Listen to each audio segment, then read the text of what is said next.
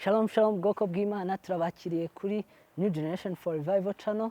Uwiteka akomeze kuduhana umugisha. Tugiye kuganira ku ijambo ry'Imana rivuga ngo kumva ijwi ry'Imana. Aho uherereye hose uhawe ikaze muri iyi nyigisho yacu uyu munsi. Kumva ijwi ry'Imana ni ibintu abantu benshi bibaza kandi ni ibintu abantu benshi bakeneye. Abantu baribaza ese koko Imana iravuga? Ndetse musigaye mubibona aho abantu benshi biruka inyuma y'abahanuzi kuko baba bakeneye kumva icyo Imana ibavugaho, icyo Imana ibashakaho, umugambi w'Imana ku buzima bwabo.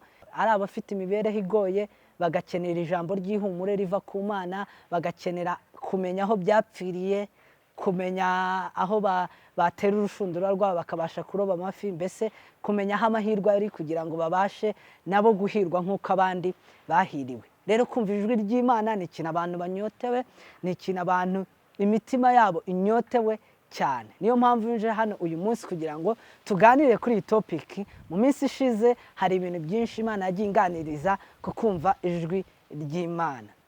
Ijambo ry'Imana riravuga mu gitabo cya Yobu igice cya 33 umurongo wa 14 ngo Imana ivuga rimwe ndetse kabiri ngo nubwo umuntu atabyitaho. Ngo Imana ivuga rimwe ndetse kabiri ngo nubwo umuntu atabyitaho. No kuvuga ko mu ijambo ry'Imana birakonfirma ko Imana iravuga. Ahubwo twebwe hari igihe tutabyitaho. Ariko ushobora kwibaza ukavuga ati ariko se ngiye ko mbyitayeho. Mbyitayeho cyane, ndumva nkeneye kuganirizwa n'Imana, ndumva nkeneye kumva ijwi ry'Imana, urasenga nta kutagira. Ariko nk'uko umuririmbyi Israel Mbonyi yigeze kuririmba igitero cyiza aravuga ngo kuko ndabizi neza ko bibabaza umutima kumara iminsi uhamagara ntibikirizwe. Ushobora kuba nawe ukora amasengesho menshi, ushaka kumva ijwi ry'Imana, ushaka kumva kuganira n'Imana, ariko ntubashe kubigeraho. Uyu munsi rero tugiye kwiga ese ni iyihe mpamvu ituma umuntu ashobora kutumva ijwi ry'Imana.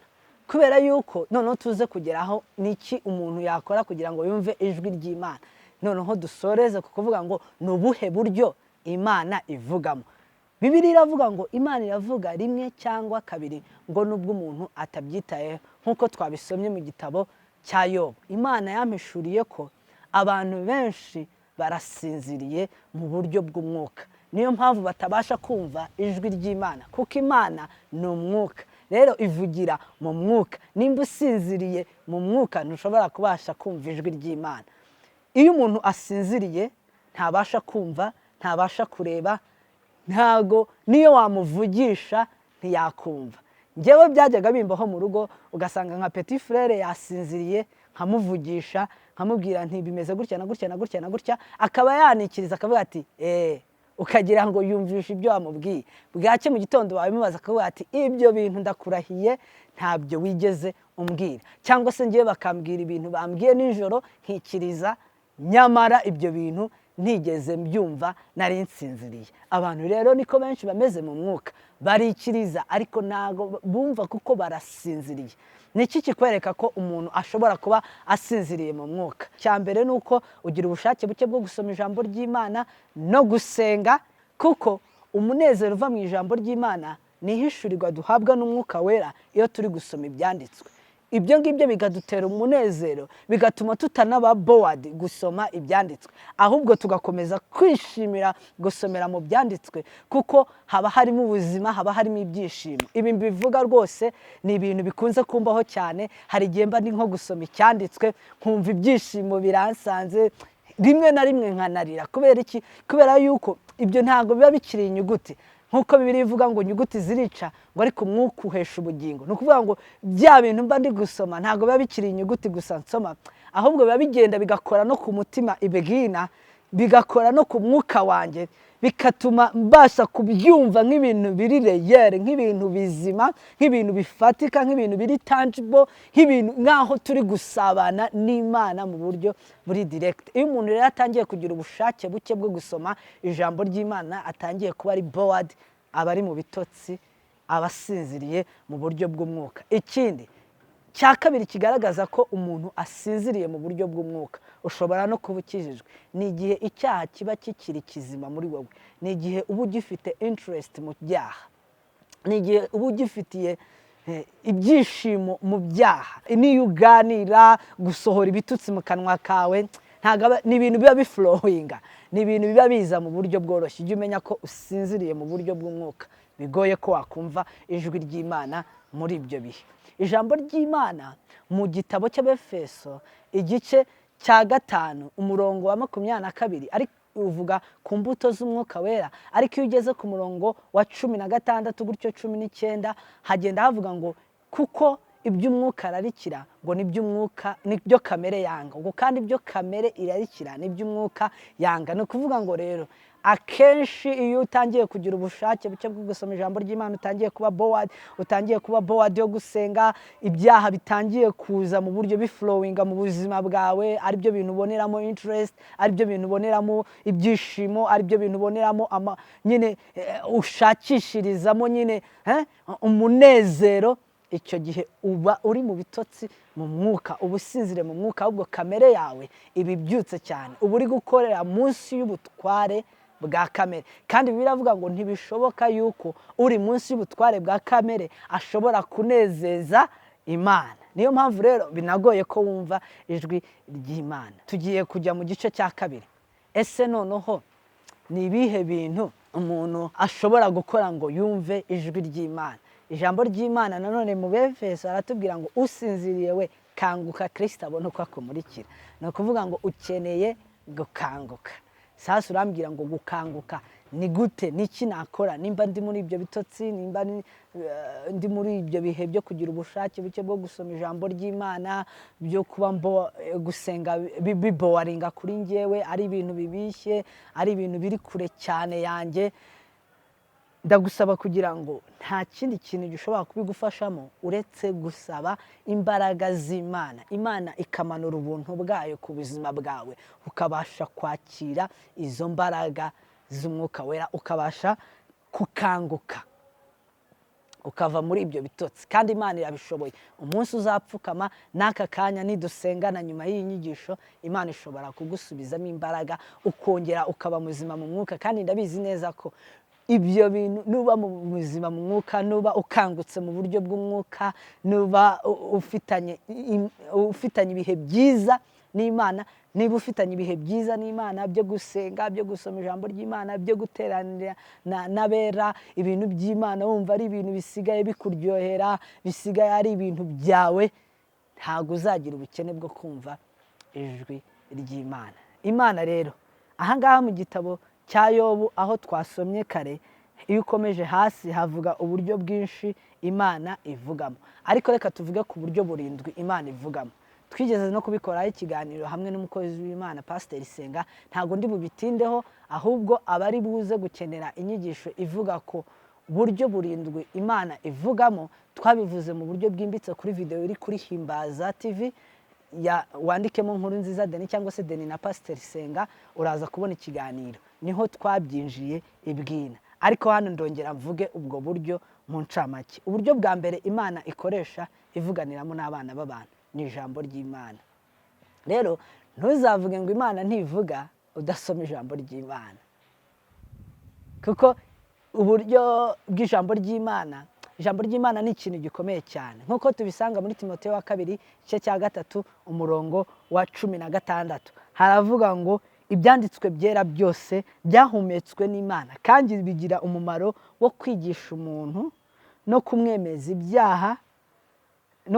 ibyaha bye, no kumutunganya, no kumuhanira gukiranuka, kugira ngo umuntu w'Imana abe ashyitse, afite ibimukwiriye byose ngo akore imirimo myiza yose. Haleluya! Ibyanditswe byera rero byahumetswe n'Imana. Iryo ni ryo jambo ry'Imana rya mbere. Mbese ni nabyo bintu bifite ubutware hejuru y'ubundi buryo bwose Imana ikoresha ivugiramo n'abantu. Hari igihe njya mbona abantu benshi biruka inyuma y'abantu, ugasanga umuntu afite umuhanuzi we ngo uriya ngo niwe unyikorera, ngo niwe umpetse, ngo niwe untwaye, ntasenga, ntagira ibihe byo kuganira n'Imana binyuze mu ijambo ry'Imana, ntagira ibihe, ariko yirirwa yiruka inyuma y'umuntu. Ubwo ni ubuyobe. Kandi ndagira ngo nkubwize ukuri ko uwo muhanuzi wiruka inyuma nta gihe azigera asimbura umumaro ijambo ry'Imana rikora mu mutima w'umuntu, kuko ijambo ry'Imana niryo ritwigisha. Icya kabiri, rikatwemeza ibyaha. Icya gatatu, rikadutunganya. Icya kane, rikaduhanira gukiranuka, ngo kugira ngo umuntu w'Imana abe ashyitse yujuje ibimukwiriye byose, ngo akore imirimo myiza. Nk'uko nabibabwiye, ibindi byimbitse tuzabireba muri ya videwo nababwiye. Icya kabiri, Imana ivuganira natwe nk'uko tubisanga muri Yobu 33 igice cya 14 ukomeje ku murongo wa 15. Imana ivuganira natwe mu nzozi, ngo abantu bari ku mariri bashyizweyo. Ku murongo wa 15 ngo mu nzozi mu iyerekwa rya nijoro, igihe abantu bashyizweyo basinziriye ku mariri yabo, icyo gihe Imana iganira nabo. Nibwo Imana iganira nabo. Imana ishobora kukuganiriza binyuze mu nzozi. Ngira ngo tuzakora indi video dusobanura ese ni gute namenya ko Imana yanganirije, kuko inzozi ziba mu buryo butandukanye. Hari inzozi z'umunaniro, umuntu aba ananiwe akazana inzozi. Hari inzozi y'ijwi ry'Imana, Imana iba yakuganirije muri iyo nzozi. Nkuko hari n'inzozi z'umuruho cyangwa se zivuga ibyo wiriwemo, no kuvuga wiriwe mu mupira, ejo ukarota uri gukinana na Cristiano, nimba ukunda ibintu bya politike, ejo ukarota perezida, nimba ukunda ibintu byo ku gicaniro, ukunda kwirirwa urwana n'amadayimoni, ukubita inzoka, ukubita inka, ukubita iki, nijoro bikaza mu by'ukuri atari manifestation y'amadayimoni, ahubwo ari inzozi zijyanye n'ibyo wiriwemo, ari inzozi z'umuruho. Izo nazo zibaho kandi abantu benshi barabyitiranya bakagira ngo ni ijwi ry'Imana. Kera twajyaga turyama, urumva kera umuntu yumvaga ko ikintu kirenze mu buzima ari ugutunga igare. Rero waba uryamye ukarota bakuguriye igare, kandi neza njye nigeze kubirota ibyo bintu, ndota papa yanguriye igare, arangije aragenda rishyira muri parikingi. Uzi ikintu gitangaje, nta na parikingi twagiraga, nta n'igipangu twagiraga, ariko icyo gihe narose papa yanguriye igare arishyira muri parikingi. Noneho rero mbyutse njya kureba rya gare kandi nta parikingi ihari. Icyo gihe byarababazaga cyane kuko wabaga uri n'umwana, hari n'abariraga, ariko n'ubu ngubu niko bigenda, kubera ko icyo gihe wumvaga ko ikintu kirenze igare. Cyangwa se bandi bakarota balo, kuko bumvaga nyine balo nicyo kintu kirenze bamugurira. Habaga balo za superitere, izo ngizo zaguraga na 500, nta birenze. Noneho hari balo twebwe bitaga ngo ni balo y'uruhu, yabaga isa nk'aho ikomeyemo, yabaga ifite utuntu tumeze nk'ubuheri hanze. Iriya balo rero iyo bayikuguriraga muri karitsiye yose wabaga ugezweho, abana bose bazaga kukureba bugica mu gitondo.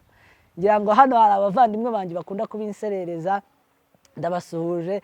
Mu rugo bigeze kungurira balo, match nabona bansimbuje, nkavuga ati balo nkeneye kujya kuyoza, ndabona yanduye cyane. Kubera iki? Umuntu wabaga ufite balo yabaga ari umuntu urenze muri karitsiye, rero ukabirota. Rero hari inzozi turota zijyanye n'ibyo tuba twiriwemo. Nimba wirirwa mu bintu nk'ibyo ngibyo, hari igihe bigaruka nijoro ukagira ngo rimwe na rimwe ni spiritual warfare cyangwa se ni intambara zo mu mwuka, ariko atari intambara zo mu mwuka. Rero tuziga uburyo umuntu ashobora gutandukanya inzozi, akamenya ngo izi nzozi ni iz'umuruho, izi nzozi ni ijwi ry'Imana numvishe nijoro gutyo, cyangwa se izi nzozi n'ibyo niburiwemo byagarutse. Imana iguha umugisha. Ubundi buryo bwa gatatu Imana ivuganiramo n'abantu n'abahanuzi. Ubu buryo bwo ni uburyo buri most common, nyine buri famous cyane, abantu barabuzi cyane, ubuhanuzi kabisa. Imana ishobora gukoresha umuhanuzi akaza akaguhanurira. Nabwo ni uburyo Imana ikoresha bijyanye na message ishaka kuguha. Ariko uburyo bwa mbere nababwiye Imana iganiramo natwe budakwiriye. Iyo tuvuga ngo uburyo burindwi Imana inyuramo iganira n'umwana w'umuntu, ntabwo tuba tuvuze ngo wowe ugomba guhitamo uburyo bumwe ushaka. Ukaba ati ntabwo nzasoma ijambo ry'Imana, nta nubwo Imana ijya iganiriza mu nzozi, ahubwo reka nibuke inyuma y'abahanuzi nibwo buryo Imana izajya inganirizamo gusa. No, ubu buryo Imana iganiriza umuntu binyuze mu buryo ishaka, ariko uburyo yadushiriyeho twese, isi yose buri available igihe icyo ari cyo cyose, ni ukuganira n'Imana mu ijambo ry'Imana. Ijambo ry'Imana ntirisimbuzwa ubuhanuzi, ijambo ry'Imana ntirisimbuzwa inzozi, ijambo ry'Imana ntirisimbuzwa ikindi cya kane ngiye kuvuga. Ubundi buryo bwa kane ni ijwi ry'imbere ryo mu mutima, icyo mu cyongereza bita the inner voice. Hari igihe Imana iganira natwe binyuze mu ijwi ry'imbere ryo mu mutima. So ntabwo rero nabwo ntibisimbura ijambo ry'Imana. Ijambo ry'Imana riracyari hejuru, riracyari buryo bwa mbere Imana iganiramo n'umuntu, Imana yigishirizamo umuntu, Imana yemerezamo umuntu ibyaha bye, Imana itunganyirizamo umuntu. Ijambo ry'Imana ravuga ngo ubereshe ukuri, ijambo ryawe niryo kuri. Ijambo ry'Imana nibwo buryo Imana inakoresha iduhanira gukiranuka. So ubundi buryo rero bwa gatanu ni uburyo bwo mu bimenyetso. Imana ishobora kuganira natwe inyuze mu bimenyetso. Hari ababonaga ngo akaganza ngo agacu kameze nk'ikiganza, bakavuga ko gutabarwa kw'Imana kwegereje. Hari abayiboneraga mu birimi by'umuriro.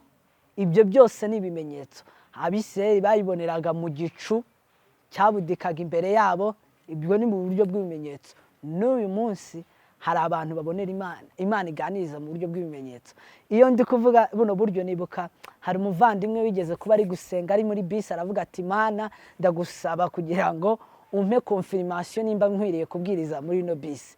Hari ukuntu umuntu ajya muri bisi yareba abantu akagira ubwoba, akaba ati birashoboka ko iri jwi numvishe rinsunikira kubwiriza abantu muri bisi ashobora kuba atari ijwi ry'Imana. Arangije arasenga aravuga ati Mana ndakwinginze nk'ikimenyetso kingaragariza ko koko nkwiriye kuvuga ubutumwa. We yumvaga ko Imana igiye kumubwira ijwi, cyangwa se umuntu uri aho ngaho agiye kumubwira ati wari urimo usaba Imana ikimenyetso none Imana yakiguhaye, vuga ubutumwa.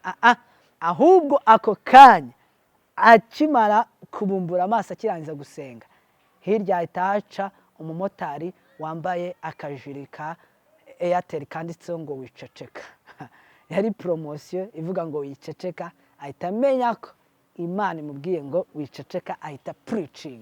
Ibyo rero iyo Imana ikoresheje icyo kimenyetso, gishobora kuba ari ikimenyetso undi muntu wese yabona ntagiha agaciro, ariko wowe ugiha agaciro kuko kiza giherekejwe n'imbaraga z'Umwuka Wera zikorera muri wowe, zigukonfirma zikavuga ati Imana iguha ikimenyetso, preach the gospel, bwiriza ubutumwa bwiza.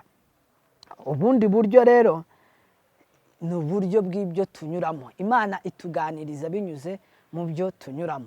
Ushobora kuba ukeneye akazi, ariko ako kazi Imana ikaba itakishimiye, ugasenga ukavuga ati Mana nimba kano kazi utanyemerera kugakora nk'ikimenyetso, Mana nganiriza, nyobora. Imana ntigire ikintu ikubwira, ariko Imana igaca mu nzira zayo, ako kazi kagapfuba ntubu kikabonye, kandi wari wagatsindiye, wari wabonye amanota yose, wari wabonye iby'ibanze byose, hasigaye nko gusinya contract, hakahita hacamo circumstance runaka ka kazi ukakabona. Imana ikaba itakuvugishije mu ijwi riri audible, mu ijwi wumva, cyangwa se muri inner voice, cyangwa se mu muhanuzi, cyangwa se mu bundi buryo ubwo ari bwo bwose, ariko igaca mu nzira zayo ikagatandukanya. Imana rero ikoresha na circumstance, ibyo ducamo ituganiriza. Haleluya. Ndibaza ko aka kanya ndi kubivuga hari abantu benshi muhita mubyumva bijyanye n'ingero. Rero ubundi buryo bwa nyuma navuga Imana inyuramo iganiriza umuntu ni uburyo noneho bw'ijwi ryumvikana, the audible voice, nibwo buryo bwa karindwi. Noneho ukumva ijwi nk'uko ba Mose bumvaga ijwi. Hari n'abandi muri iki gihe ashobora kujya nk'ahantu akumva ijwi kimwe n'uko nakuganiriza, kimwe n'uko uri kumvira ijwi ryanjye. So Imana ikaba irakuganirije. Uwiteka aguhe umugisha mwinshi kubana natwe muri ino nyigisho. Imana rero uburyo bwa mbere yashyizeho, ntuzavuge ngo Imana ntikuvugisha kandi ufite Bibiliya ibumbye udasoma, kubera yuko Bibiliya igira umumaro ukomeye cyane, kuko ukeneye kwigishwa n'Imana, ukeneye gutunganywa n'Imana, ukeneye guhanwa n'Imana, ukeneye kwemezwa ibyaha. Iki kintu iyo tukivuga, ijambo ry'Imana niryo ryonyine rijya ryemeza umuntu ikamubwira ngo iki ni icyaha, iki si icyaha. Kubera yuko uko urisoma cyane, uko usabana nacyo, Umwuka Wera araguhishurira akakubuza ibintu bimwe na bimwe. Kuko hari ibintu muri iki gihe biri debatable, kugeza n'ahantu ubutinganyi bamwe bemeza ngo ni icyaha, abandi bakavuga ati si icyaha, ariko Bibiliya ifite icyo ibivugaho. Hari abantu bavuga ati muri Bibiliya nta hantu tubona ko gusmoking ari icyaha, ariko Bibiliya ifite icyo ivuga ku bisindisha, kuko smoking, ibiyobyabwenge byose biri mu rwego rw'ibisindisha. Bibiliya irabitubuza. Rero icyo gihe iyo umuntu akiri mu butware bwa kamere ntashobora no kubyumva. Niyo wabimubwira, niyo wamusomera icyanditswe akakubwira ati ibyo ngibyo ni ibintu byanditswe n'abana b'abantu, twabwirwa n'iki ko iryo jambo ry'Imana ryanditswe n'Imana igihe tutabonye ibyandika? Ariko akaba afite andi mateori menshi agenderaho yanditswe n'abana b'abantu. Nk'ubu ngubu amateori abantu bavuga ngo ubutinganyi ni ibintu bivukanwa. Wenda hari n'igihe kizagera no kuba umuntu afatwa n'amadayimoni bikaba indwara iri simple, itari spiritual, ahubwo ari indwara isanzwe. Ariko we all know that ko iyo ngiyo ari evil spirit ziteza abantu kurwara indwara ziri strange. Turabizi neza ko imyuka mibi ya Satani iteza abantu gukora imico mibi, kandi turabizi neza ko nuko umuntu aremye kamere ye, kuvuga ngo umuntu yavutse ari umutinganyi ntago ari igitangaza, kuko kamere y'umuntu yarangiritse. Kuva umuntu yamara gukora icyaha yahise agira kamere y'icyaha muri we, nubwo yaba ari umwana muto w'uruhinja arayivukana. Nta gitangaza kirimo rero ko umuntu yavukana ubutinganyi, kuko icyaha turakivukana, kamere y'icyaha turayivukana. Ariko hashimwe Kristo Yesu watwunze n'Imana, hashimwe Kristo Yesu waje kudupfira ngo atwunge n'Imana, kugira ngo tubabarirwe ibyaha byacu kandi atubature no kuri izo mbaraga mbi z'icyaha. Nk'uko ijambo ry'Imana ribitubwira ngo nuko nimugategekwe n'ibyaha, kuko mwabatutse ku mategeko, ahubwo muyoborwa n'Umwuka. Imana iguha umugisha kubwo kubana natwe kuri uno munsi. Reka dusenganire isengesho. Nimba nawe ukeneye kongera kumva ijwi ry'Imana, nimba ukeneye kongera kugira inzara n'inyota byo gusoma ijambo ry'Imana, nimba ukeneye kugira inzara n'inyota byo gusenga, nimba ukeneye kumva, ukeneye gufungura izi channels Imana ikoresha, ushobora kuba wararotaga kera, ushobora kuba Imana yarakuganirizaga kera, uyu munsi bikaba byarahagaze, ariko ndagira ngo nkubwire ko nidusengana ugasenga wizeye, Imana irongera kubikora, kuko Imana iragukeneye cyane kuruta uko we uyikeneye. Imana igukeneye mu murimo wayo. Imana yatanze n'ikiguzi cy'umwana wayo ku bwawe, uri uw'agaciro imbere y'Imana. Imana rero yakora icyo ari cyo cyose, ariko kugira ngo ntigutakaze. Uwiteka aguhe umugisha. Mureke dusenge. Mana, turagushima kuri Imana igira neza, turagushima kuri Imana y'urukundo, turagushima kuri Imana y'imbabazi. Mwami, turagusaba kugira ngo wongere udusubizemo Mwami inzara n'inyota byo gusoma ijambo ry'Imana, inzara n'inyota byo gusenga, inzara n'inyota Mwami byo guterana n'abera, inzara n'inyota Mwami byo kuganira n'abandi ubuhamya, kumva ubuhamya, imirimo wakoze mu bana bawe Data. Ibyo bikaba ari ibintu Mwami byongera kutubyutsa, tukongera kuba bazima Data. Ntitube nka rya torero wavuze ngo ndabizi yuko ufite izina ry'uko uriho ngo ari kuri intumbi. Oya, dukeneye Mwami kongera kuba bazima muri wowe, dukeneye kongera kuba bazima mu mwuka Mwami. Hari bitewe n'ibyago Data bikabaca intege, ndetse bamwe na bamwe Data kubera kugira agahinda, kubera kugira depression Mwami, bakinjira mu nzira z'ibiyobyabwenge Mwami, ariko ni wowe ufite imbaraga zishobora kubakurayo Data. Hari ababuze urubyaro Mwami, ako gahinda kabatera Data kugutera umugongo, kuko bibaza ngo kubera iki njyewe, kubera iki njyewe, kubera iki uraba bimukoreye njyewe ntubikorere. Hari ababuze utuzi Mwami, bamaze igihe kinini mu bushomeri, akavuga ngo Mwami kubera iki njyewe, kubera iki abo twiganye babonye utuzi twiza ariko njyewe simbone akazi Mwami. Hari abenshi Mwami bagiye bagutera umugongo kubera Mwami amaganya, kubera Data ibibazo n'imiruho n'imihate byo muri ino si Data. Ariko imbaraga zawe z'Umwuka Wera ndabizi neza ko zishobora Data kubasubizamo intege, kandi ndabizi neza ko igisubizo cy'ibibazo byabo Mwami kiri muri wowe Data.